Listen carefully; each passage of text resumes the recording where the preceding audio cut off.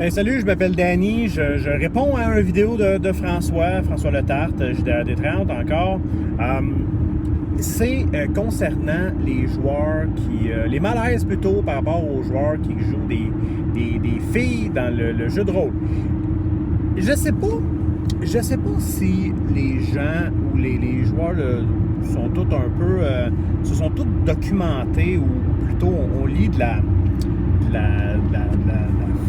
des romans fantasy ou des trucs comme ça, pour se rendre compte qu'une grosse majorité, en fait, il y a toujours une fille dans chacun des groupes, que ce soit d'aventuriers, que ce soit dans les romans de Shadowrun ou des romans plus simples de Donjons et Dragons, quoi que ce soit. Même dans le fantasy, dans la littérature fantasy, il y a des femmes qui sont là, font partie des groupes d'aventuriers. Je comprends pas pourquoi ça serait différent dans nos groupes de joueurs. Et là, c'est là qu'arrive Moi, je trouve que ça fait partie du skill d'un joueur d'être capable de jouer un peu n'importe quoi. Je m'explique. Moi, je vais jouer souvent le bonhomme le plus faible de la gang. Souvent, j'ai le bonhomme un peu qui est boulanger, puis que oui, il est capable de se battre, mais sa passion, c'est le pain. Puis je vais tisser du roleplay par rapport à ça, et je suis ce genre-là. Mes amis, ils disent toujours que Danny, il joue un barde. C'est des bardes qui jouent. Il faut que je compose de la musique, il faut que je compose des poèmes et tout ça, qui m'amènent à faire du roleplay, m'immiscer, le gars social. C'est déjà arrivé à plusieurs reprises. J'ai joué des personnages filles. Et je peux même me rappeler, il y a plusieurs années, adolescent, un des personnages que j'ai joué pendant 7 ans dans le monde de Dragonlance. C'était une demi-elfe, prêtresse guerrière. Et je l'ai joué pendant 7 ans. Je me souviens plus exactement. Bon, écoute, on était ado, quand même, le combat est important dans ce temps-là, mais le côté prêtre guerrière, moi, je l'ai joué un peu à la Amazon, puis j'ai eu beaucoup de plaisir à jouer ce personnage-là, puis je vois pas le malaise qu'il y a autour de la table. Il y a pas de... Tu sais, je pense pas qu'il y ait d'ambiguïté sexuelle par rapport à jouer une femme lorsqu'on est un gars ou vice-versa. De l'autre côté, il y a deux choses qui peuvent arriver. Je pense qu'à quelque part, souvent, ça a viré... ça a complètement dérapé parce que la fille qui est dans le groupe... C'est dur pour un homme de jouer une femme qui est attirée par les hommes lorsque toi-même, ton orientation sexuelle est hétéro.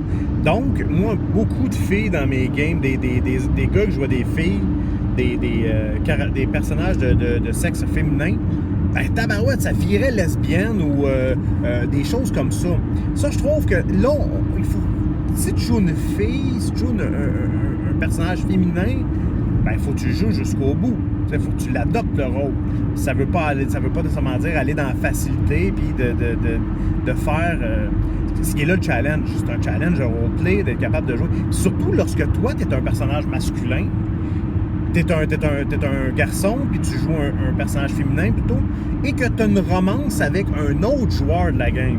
Et là, tu sais, il y a le côté macho qui embarque. En tout cas, moi, j'ai vécu ça plusieurs fois.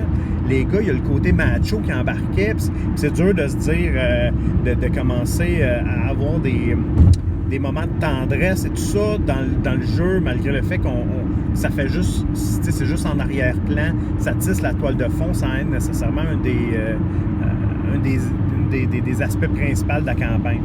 D'autre côté, j'ai eu des personnages filles des personnages féminins qui ont beaucoup enrichi le tableau. Ça amenait une diversité, ça amenait une autre façon de voir les choses. Ça amenait aussi de façon tactique. Je vous donne un exemple. Présentement, je joue avec mes chums depuis presque une vingtaine d'années. Il n'y a pas eu beaucoup de changements dans ma game, dans mes joueurs. Et j'ai un personnage qui est une femme à Call of Cthulhu. Et elle, elle appartient un peu à la PEG, c'est une tenancière de maison de jeu, à deal des informations, puis tout ça. C'est un peu sur le lien qu'elle a, et c'est la femme fatale. mais incapable de soutirer des informations à des personnes par le charme, par la séduction, tout ça, que mon autre professeur d'université avec ses bas bruns et son veston avec des patchs, lui, il n'a pas accès à cet éventail de compétences-là, ça c'est clair. Ou que, comme je disais, le riche milliardaire en a d'autres compétences, mais la séduction, le personnage féminin, lui, est capable d'aller piger là-dedans. Fait que d'un côté tactique, d'un côté logique aussi, d'un côté statistique, ça a bien du bon sens d'avoir des personnages féminins dans un groupe. Mais ça prend des bons joueurs. Ça prend un joueur qui est capable de jouer jusqu'au bout, qui est capable de l'amener de la bonne façon, puis de l'amener aussi pour pas que ça dépasse les bornes, puis que ça devienne grotesque, là.